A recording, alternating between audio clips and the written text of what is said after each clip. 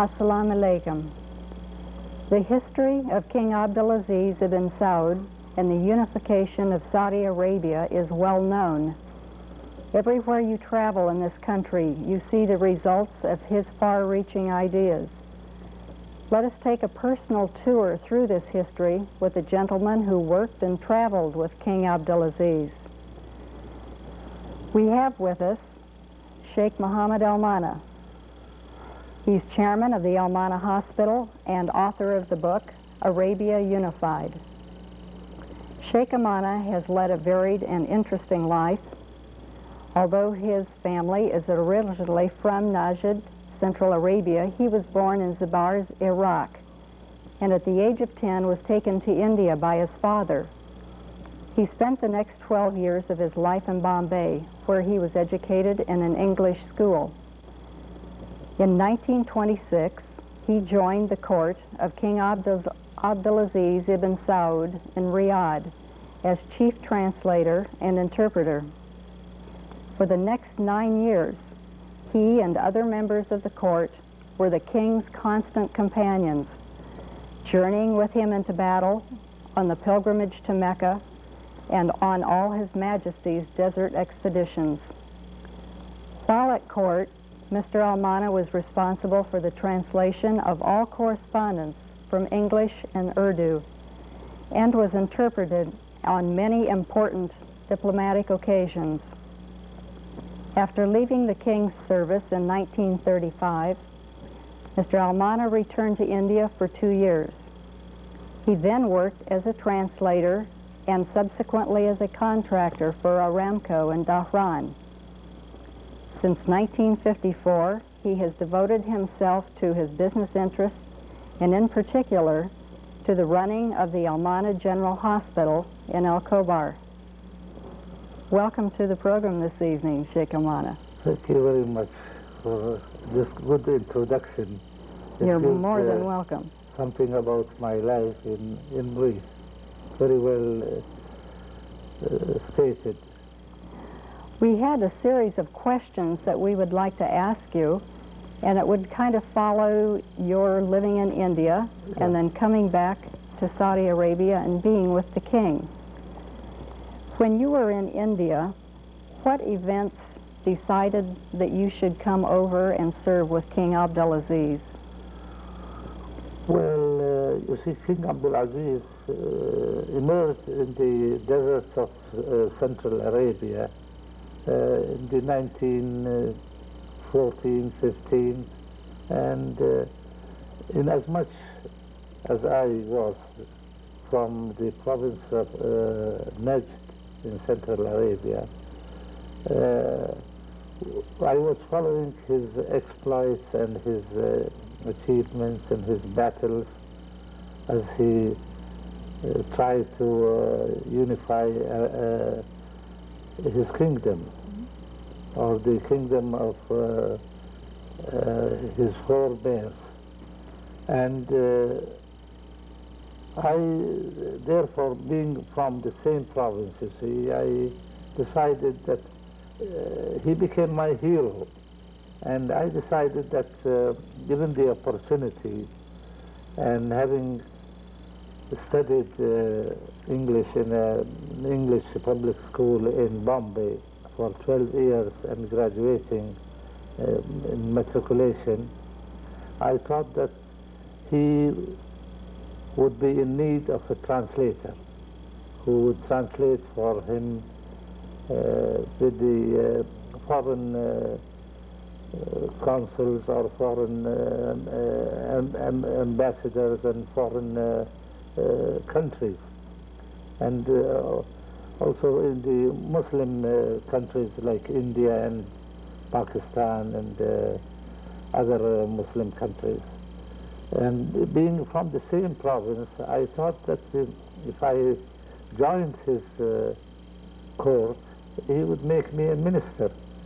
And therefore, that was a great ambition to go and serve him. And serve my country also, and serve myself. All at the same time. All here. How did you receive word of these exploits of King Abdulaziz when you were in India? You see, being in Bombay, you see, Bombay at that time was the metropolis of the whole region, you see, of the Gulf and the Arabian Sea and the Indian Ocean and all that. And Arab merchants used to come to Bombay very often, you see. It was the only avenue open to them to, if they wanted, you see, any Arab who didn't have anything, you see, if he wanted to venture in life and earn something, he comes to India. And there was a very famous Arab proverb which says, الهند هندك إذا قل ما عندك والشام شامك إذا صابتك أيامك, which means that India is yours if you have nothing, and Damascus is yours also if you want to have a good life. And so you see, the Arabs used to come in great numbers from Iraq and from Basra and from Baghdad and up to Mosul, and also Kuwait and all the Gulf states and Muscat to India, to Bombay, either for trade or for treatment. And medical treatment? Medical treatment, yes. And we used, and they used to be sent to me whilst I was in school or at home, and I used to go and translate for them, gratis, without taking anything from them. And therefore we gleaned all the information that we wanted from these travelers or people who came for medical. And so we were following the exploits of the king and his battles and his history, you see. And we were, and he had built up a great name for himself, you see, by conquering all those places and conquering the kingdom of his old dynasty. Yes. So then you left from India and went to Saudi Arabia. Yes. To what area? Well, when I left India, I went to Zubair, my birthplace, which is in Iraq, yes, near Basra. And at that time, there was no Iraq and Najd or anything. They were under the Turkish Empire. They were all one country, you see. The whole Arabian Peninsula, including Iraq and Syria and Lebanon and Palestine, they were all one country. And we considered them as one country. But I was born in Zubair, you see, which is also inhabited by people from Saudi Arabia, from Najd. They're all Najdis. The village where I was born was inhabited by all Najdis. You see, Zubair was the gateway of Iraq into Najd and the gateway of Najd into Iraq. And Arabs from Central Arabia used to come to Zubair to get provisions from Iraq and trade and do business there.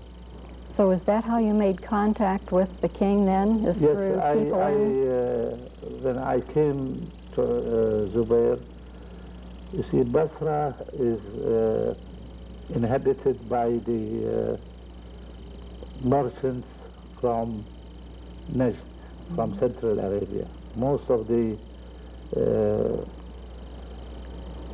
merchants in Basra were all Najdis, you see, who dealt with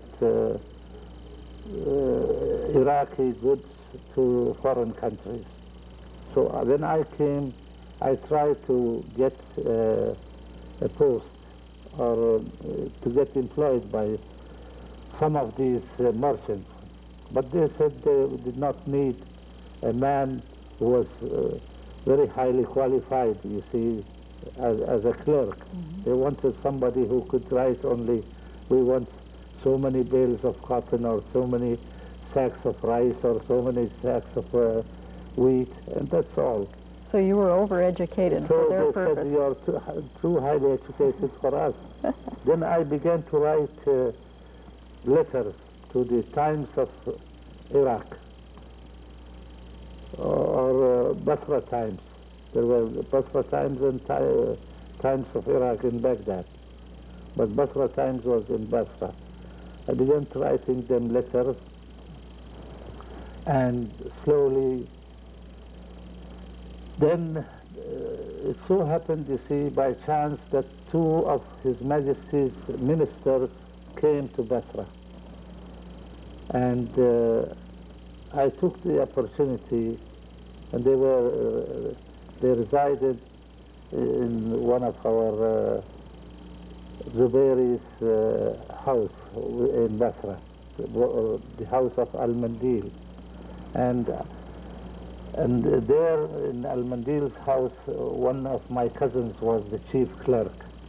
So I went to the Basra Times and told them that two of His Majesty's ministers have come to Basra, and I would like to take an interview from them. Would you publish it? They said, yes. Where is it? Bring it. So I went to the house of Al-Mandil, and there I met Abdullah Damluji and Hafiz Wahba, who were ministers of His Majesty. And there was the editor of the Times of Basra was a young Welsh man, and I had been working for the Times for some time, and I had made friendship with him. So he asked me, do you know what to ask these ministers? I told him, no, I don't know. He said, well, he went and wrote 12 questions for me to ask from them. And I went and asked from Abdullah Damluji those 10 questions, and they were all in English. And after finishing them, he said, I must see them before you publish them. I said, all right. And I showed it to him. When he finished, I told him, I would like to serve His Majesty. We, at that time, we used to call him Sultan ibn Saud, the Sultan. So he said, you want to serve the Sultan? I said, yes. He said, give me 1 hour and I will give you my answer. So I said, okay. I went in another room and he went, he was staying in the Al-Mandil's house. And then after I went for an hour, and then he called me with my cousin. He asked my cousin about me, where he is educated, and it is a long story, and I have written some of it in my book. And then he told me, all right, if you want, come along with us. We want a translator like you. I told him, I can't come now like that. You give me at least 1 week or so. So that's very good. Then we'll go to the Hijaz. We'll go first Baghdad, then Cairo, and then Jeddah, and we will meet His Majesty and ask him to send a telegram to Abdul Latif al-Mandil Pasha, Abdul Latif Pasha al-Mandil, to send you. I said, okay. And so it happened. And from there you went down and began your service with the king. Yes, I went to Baghdad, and from Baghdad to Beirut, and from Beirut I took ship to Jeddah. Yes. How many years altogether did you know the king? Well, from then on, you see, I was serving him, you see, until 1935, which I think is, you might call it 9 years or 10 years at least, you see, complete 10 years. Yes. But I knew the king from later on, you see. I used to go to Riyadh every time, and he used to help me by regarding our work here in the eastern province. You watched the king develop the country Yes, and make many new innovations for his people. yes. How was he as a king? What was his nature? Well, he was a great man. In my opinion, I consider him to be one of the great men of the 20th century, one of the most, advanced and great. I think that he can be compared very well with the leaders of the 20th century, like Roosevelt, Churchill, and Hitler, and Mussolini, and all those great men of this century. As a matter of fact, I think he was even greater than them, because if we consider that each and every one of these great men, you see, they were very great for their own countries, but they were men who were elected on a soapbox, while Ibn Saud himself, you see, he built up his kingdom and built up himself as a great king on the battlefield with his sword. And this is different, you see. I consider him to be somebody like Alexander the Great, or like Napoleon, who made their greatness on the battlefields.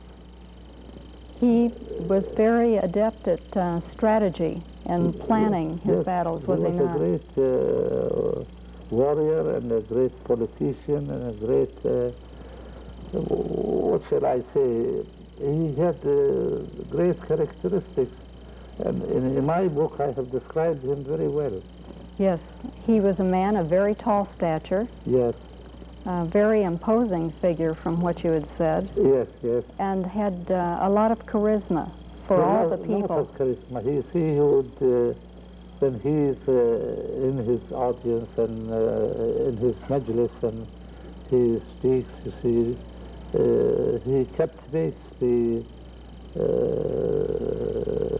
ideas of all the people around him, and they understand. He describes, whatever he wants in a very nice way, and he has a great charisma, as you said, and at the same time also not only charisma, but he has a great willpower, which distinguished him from others. And his great personality is so great that when you are near him or about him, and you feel as if you are in perpetual sunshine. He's such a great personality. He infuses you with admiration for him, and for his characteristics, because he was a very religious man and a very dedicated man for his kingdom and for his people, and all great men are like that, you see. But I think he surpassed many others. I think he did. Yeah. He was an unusual man in that he was very forgiving to his enemies. Yes, well, you see, I have described this matter in my book very well, because you see, most of his enemies are chiefs of tribes, you see, and he fights them, and then he conquers them or imprisons them, then he forgives them and asks them to go and act properly, because you see, that was a great strategy, not so much, I might say, his kindness. It is kindness, but he does it with a great perception for the future, because if he were to kill everyone he conquered, then you see the tribe would be against him. But when he releases their man and asks them to be loyal and work with him, he doesn't create any more enemies. You get my idea? But Yes. if he were to kill each and every one, then you see the tribes, they have great affinity to their chiefs, and they would never forgive him. They would try to take their revenge. And so it was a great strategic policy of his to pardon them and allow them to go. And then that made them loyal to him. And that, yes, made them loyal. And sometimes if they turned courty and they did revolt again he, for instance, the case of Al-Dawish is reputed to have revolted against the king several times.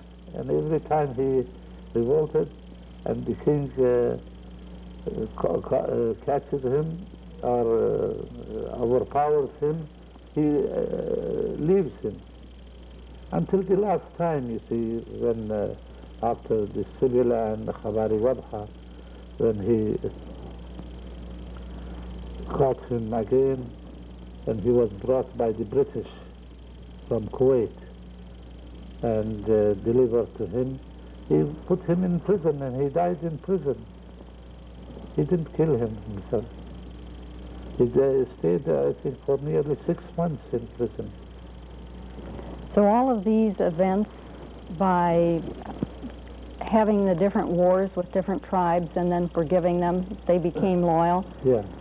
Did that help start building up the country? What other events occurred along those lines that helped? That's one of the things that created the country. You see, it's all by battles. You see, the battle of battles which he had with Al-Rashid. You see, Yes. and Abdul Aziz bin Mit'ab Al-Rashid was one of the great warriors of the Arabian Peninsula. He was considered to be the bravest that had ever walked the desert wastes in his time. He was one of the bravest, and Ibn Saud recognizes that. But he maneuvered him and until he killed him. But he didn't kill him himself. He was killed in battle. And he was a very brave man, you see. And he, at one time, you see, this Abdul Aziz bin Mit'ab bin al-Rashid vowed that he would never enter Hail, his capital, unless he kills Ibn Saud or Ibn Saud kills him.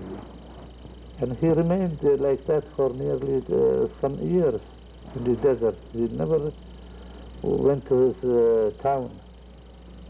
He was always in the camping in the desert until he was killed. So he stayed away and more or less avoided a lot of the battles, or did he cause a few more in between? Who, the king? No.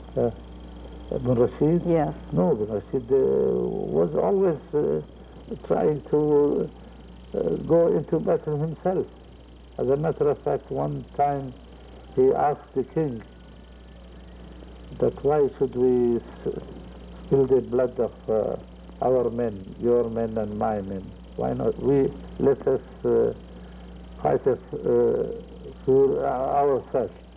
Oh, as a duel. Huh? As a duel. Yes, between as a the duel, two. yes. But the king said, well, I recognize that you are a very brave man, but you are a man who wants to die, and I don't want to die. And so it is unwise for a man who wants to live to fight a duel with a man who wants to die. He said it like that. There again, the king is quite a diplomat, Oh, yes. whether it's on the field or Yes, in the political it's area. Very great. It's great ideas. Yeah. The king was working with the Bedouin tribes a lot, and they were a lot of his main fighting force, were they not? Yes. He started to bring them into settlements rather than allowing them to roam and to migrate as their custom had been. Yes, yes. What was the purpose of that?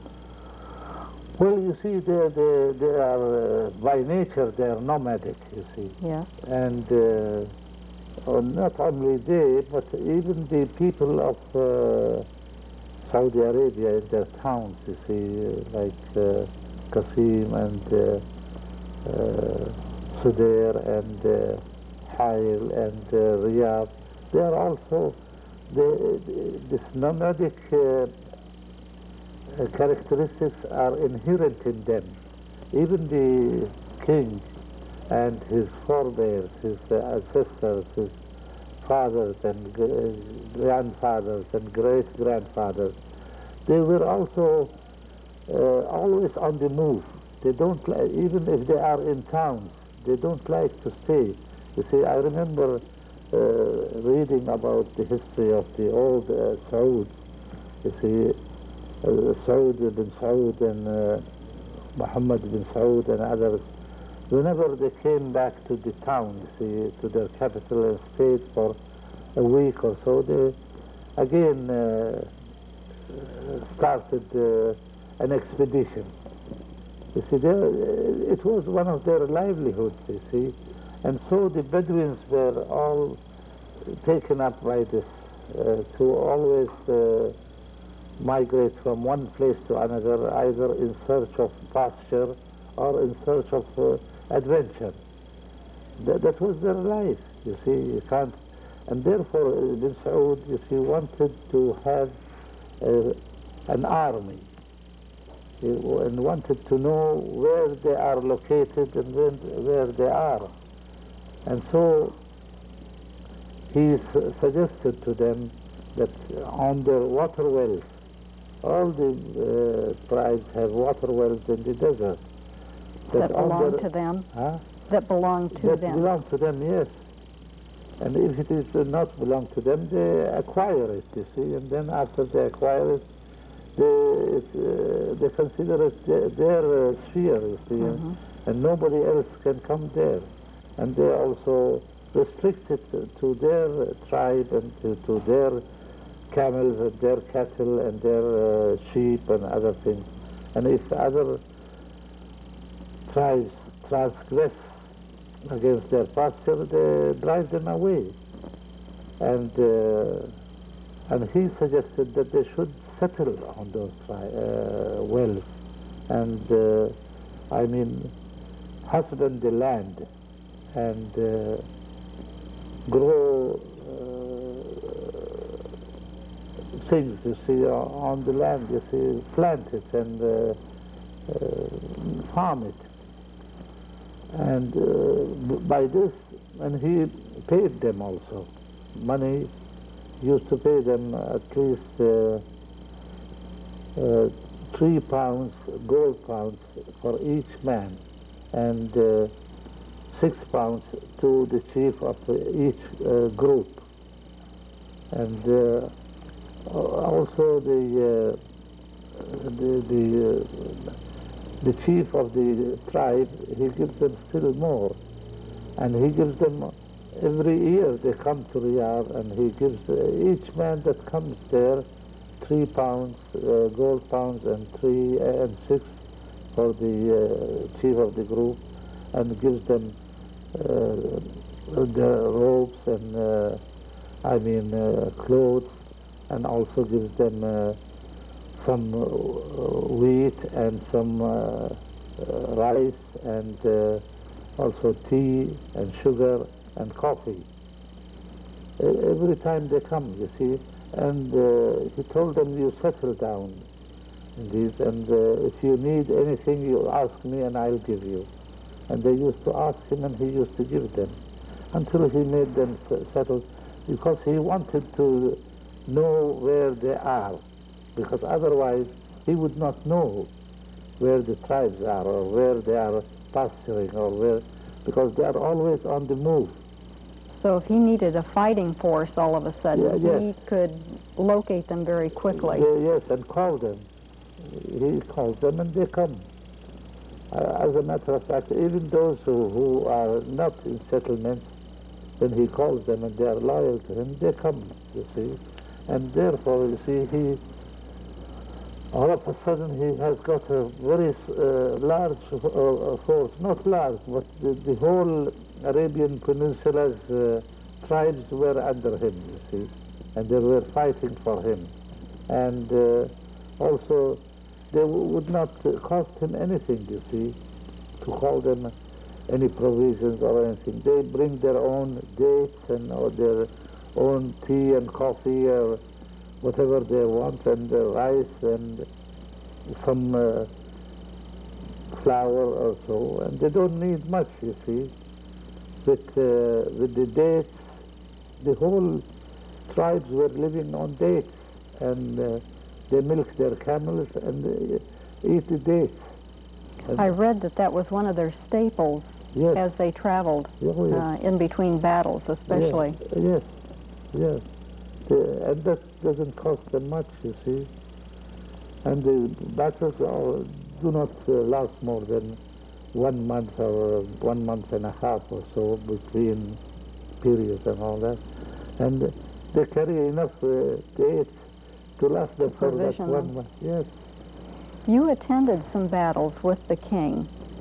How did you travel out to those, and Well, where were you located? On camelback, you see. We and the king himself also. We were all on camels.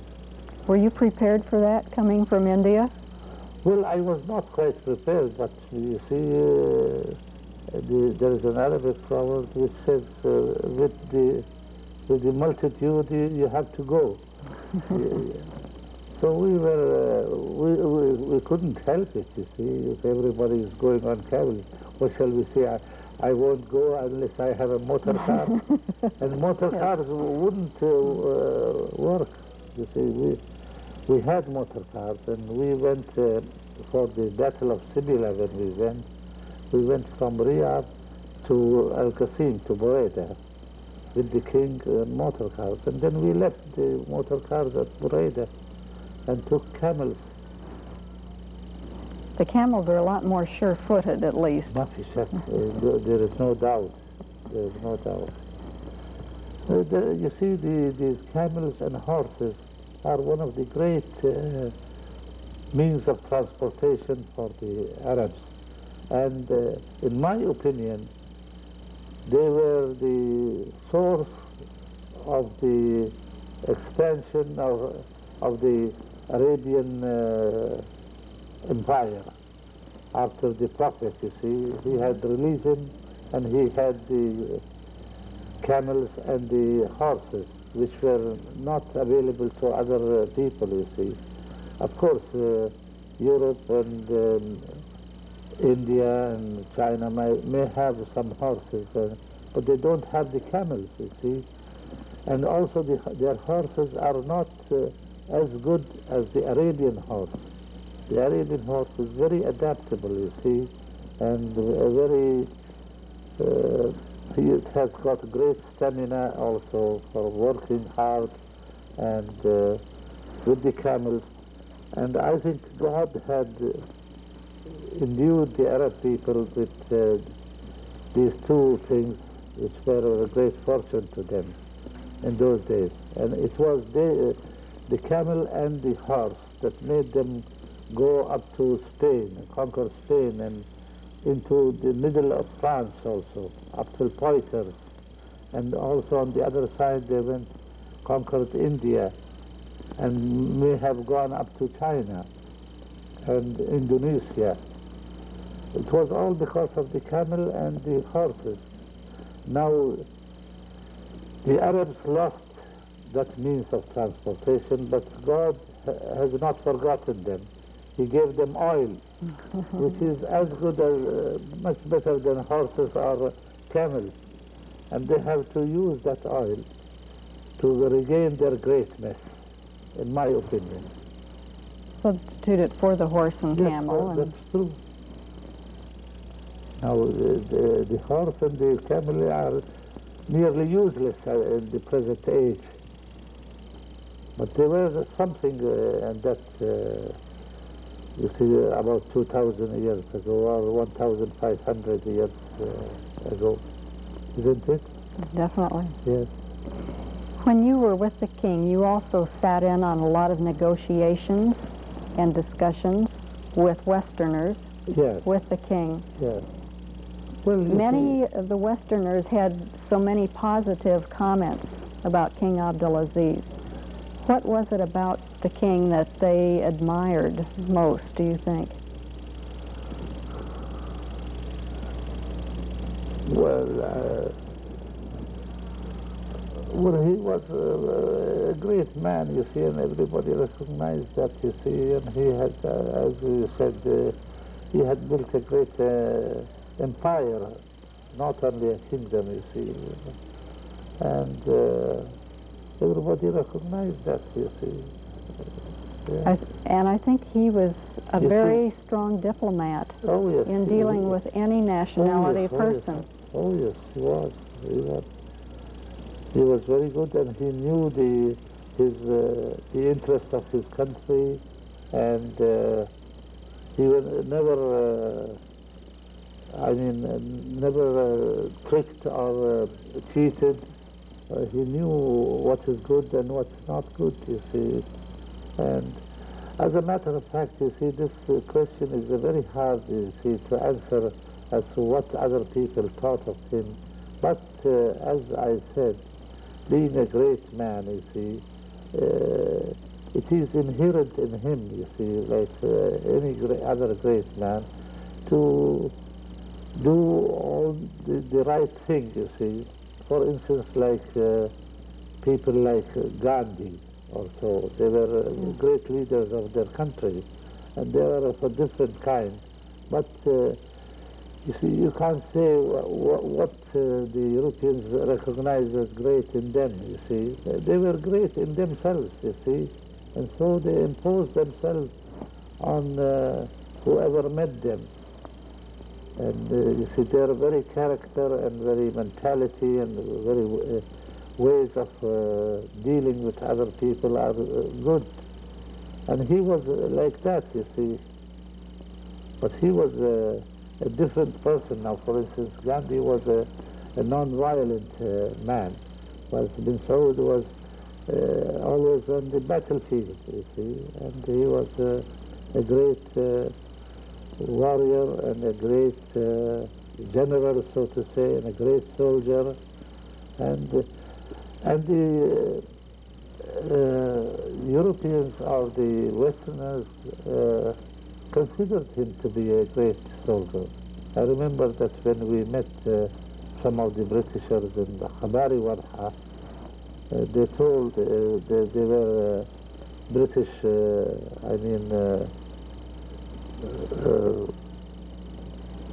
British generals or British, what do you call them, RAF men. Oh, yes. Yeah, and they told the king, I was translating for him, that you are a great soldier and we are soldiers and we recognize you as a great soldier. That was one of the things they said, you see. I translated that for him.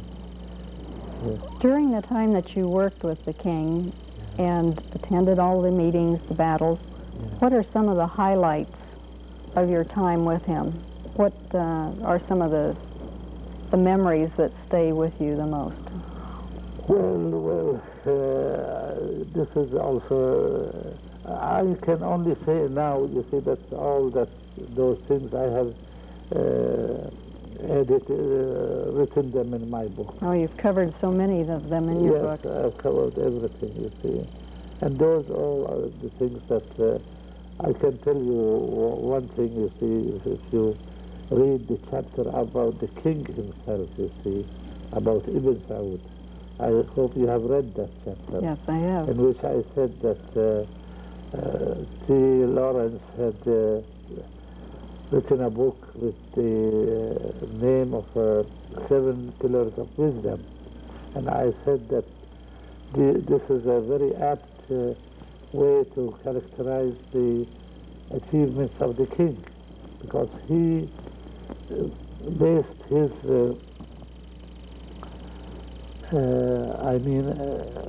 he achieved his achievements on the basis of the 7 pillars of wisdom, and that they are more apt for Bin Saud than for Lawrence. Lawrence did maybe one thing only, but Bin Saud, you see, he had religion, he had generosity, he had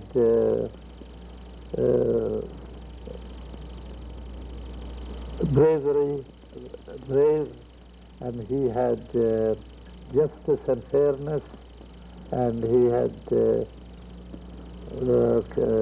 great willpower, and I mentioned justice and fairness, and also he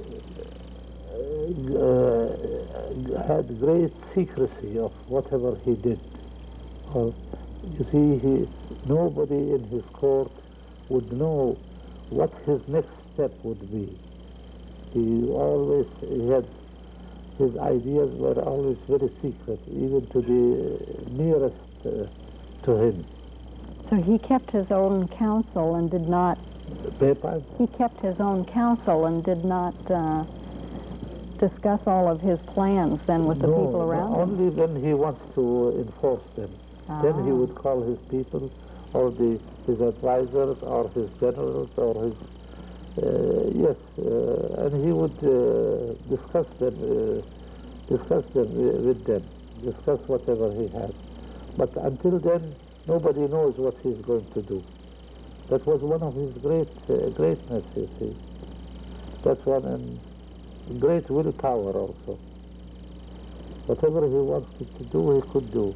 And there was another characteristic which I had noticed, you see, and that is that we in the court knew everything about him, about his ideas, about his, about his past plans and achievements and doings, and his way of thinking also. We knew it all.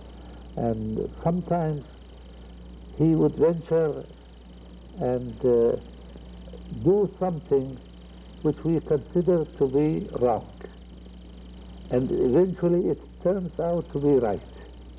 What he had done, although we thought it was wrong, comes out to be right. And this was one of his great characteristics. He saw a little further ahead than most people around him. Yes, yes. I tell you, we used to think, now why did he do this? This is not right. And eventually it comes to that what he had done was the right thing to do. And otherwise, you see, if anybody wants to know more about the king, you should read my book. Oh, they definitely should. Yes. Yes. These events went through 9 years of your life. Yes. What made you decide then to finish your service with the king and go on to something else? To be very frank, you see, I was brought up in Bombay, you see, in a very affluent family, and we were very well off there, and it was a very soft and good life, you see, that I led in Bombay, you see. And coming back to Arabia, you see, at that time, you see, it was, life was very harsh. And however, I had not gone with the purpose of earning money, or I had gone with two main purposes. The first was to serve my country, and the second purpose was to serve the king himself, because he became my hero. And the third thing was that I wanted to live a good life also. Now, after staying for 10 years, you see, or nearly 10 years, you see, and having and remembering the life that I had led in Bombay, and with my father, who was a very rich merchant there in Bombay, I thought, well, now I have served my purpose, and I have served the king well, and I'm very pleased with what I have done, and even the king was very much pleased. And now, what's my ambition? I can get more? I can get a good house and some furniture and something. This I can get in Bombay. So why not go and have a nice, easy life there? That was one of the reasons, you see, for me to leave. And I left, you see, because I got tired. You see, in the beginning, 4 or 5 years, you see, I was so captivated by my work with the king and all that, and the society was so closed, you see, that everything became dark in front of me. You see, after, you follow me? Yes. Everything became dark. And I said, what have I done by coming here? But even then, you see, I said, I must work, you see, and serve the king. Because that was no life, you see, for anybody who was so well educated in India. Or so I could get any job I wanted in Iraq or in Syria or in Egypt or wherever I went. But I elected to serve my country and my people, and therefore, you see, at the last, you see, I said, what can happen to me, you see? What can the king give me, you see? I was not after money or anything. As a matter of fact, after I joined the king, for 2 years, he didn't pay me any salary. There was no salaries also. They used to give us presents after 3 months or 4 months, some 10 pounds, gold pounds, or 15 pounds, like that. And although I had, when I agreed with his ministers, I had told them that I expect some salary, and they said, all right, you'll be given some salary. But for 2 years, he didn't give us any salary. And then I kept writing to him and asking him to start giving me a salary. And it was I who started salaries in the court and in Riyadh. Yes, otherwise they were not giving anybody any salary. They were giving them presents after 3 months or 4 months or 6 months, like that. So I decided that now, you see, the time has come. I have served him well, and by the grace of God, I have not made any mistake, or he has been very much pleased with me, and now I think I should go. And that's what made me go, you see. He would not allow me to go in the beginning, you see. After a great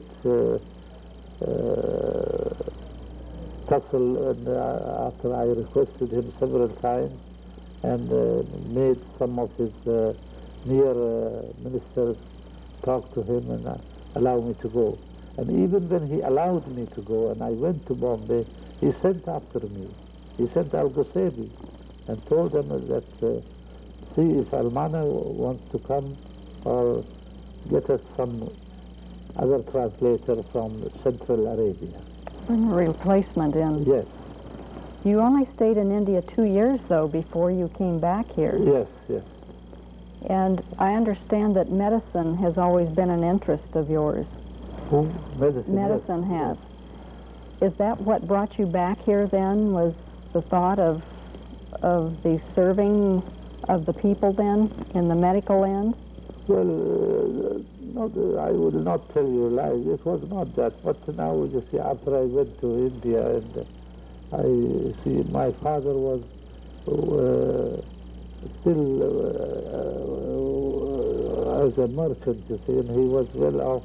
But his line of merchandise or work was very much connected with horse racing. And I did not like horse racing, you see, because, you see, one day you are a millionaire and the other day you are bankrupt. Depending on how the horse ran. Yes, and it depends on the mood of the horse also. So I didn't like to tie my fortune or my future to the mood of a horse.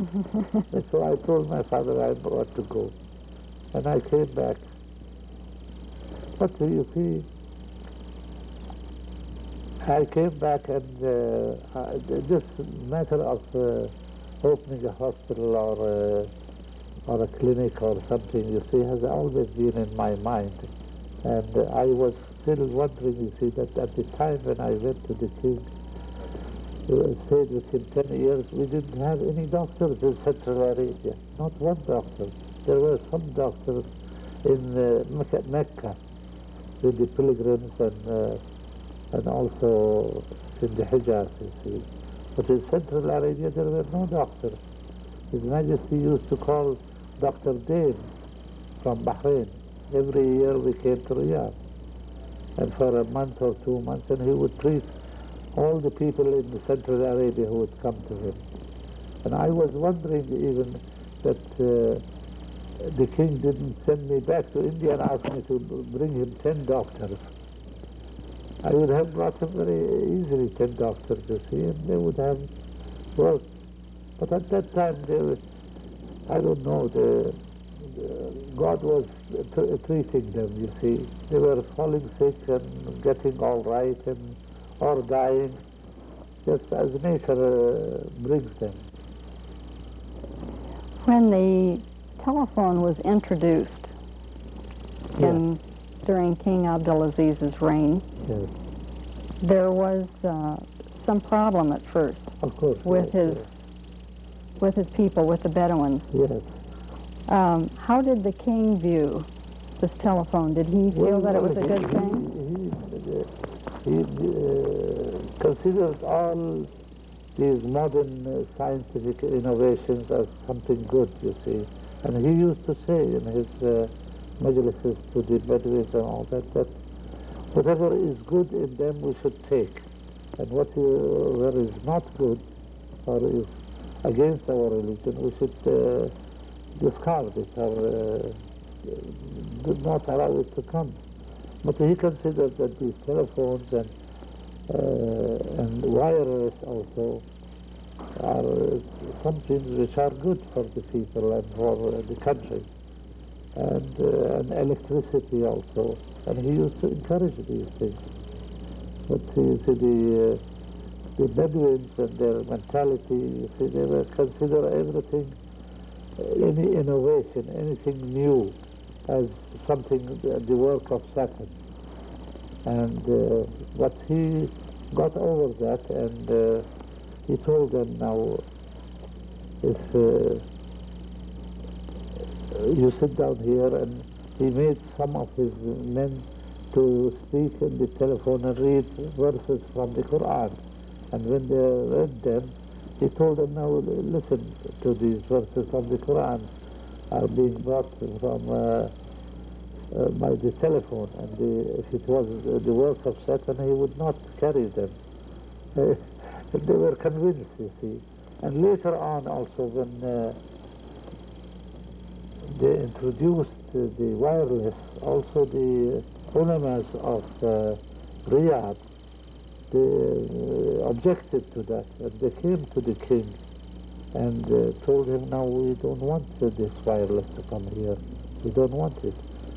Well, he insisted. He said, I'm going to bring it here and install it, and whoever of you who wants to stay here can stay, who doesn't want can leave Riyadh and go. He told them like that, and then they subsided. And then those inventions were accepted. Yes, they were accepted. But the Bedouins, you see, had objected to that also. It was very foreign to them to begin with. Of course, yes. Something very new. Now, when King Abdulaziz traveled around the country, he went by horse, by camel, and then by car. Yes.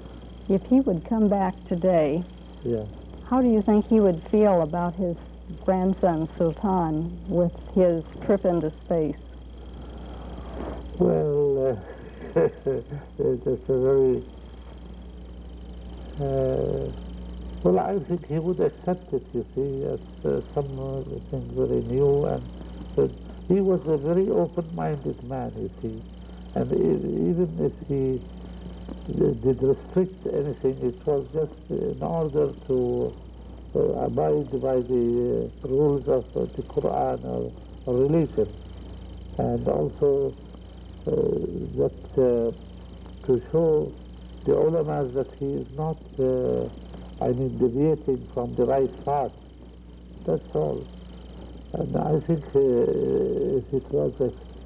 if he knew that there have been so many Americans who have gone to the moon and so many Russians, and he would accept that this is also something good, you see, for the country, and maybe he will try to develop it into some future science. He was very straightforward looking man. A very innovative man for his age. Yes, yes. Well, may I ask you a personal question as to your age? Yes. My age? Yes. I'm a little over 80, 81, 82, something like that. I hope that we all can make the accomplishments at our age, 81, that you have. Yes. What are your plans now for the future? Are you going to add to your book or compile any other one? Yes, I am trying to write about my life, you see. I have written a very good and very lucky book about King Abdulaziz and about Saudi Arabia, and I am very proud of it, and it's really a very good achievement, and I'm very lucky that I have this good book, and I have the hospital, and I have got 5 sons and 5 daughters, and they are all highly educated graduates from America. And God has given me a lot of things, you see, and I hope to God that He gives me more strength and more life, and that I live a happy life, you see. Now, I don't have much to ask from God, because God is giving me everything. And, you have a very large bounty from Him. Yes, very large. As a matter of fact, some of my friends in Saudi University in Riyadh, they told me, Mohammad, your money will go, your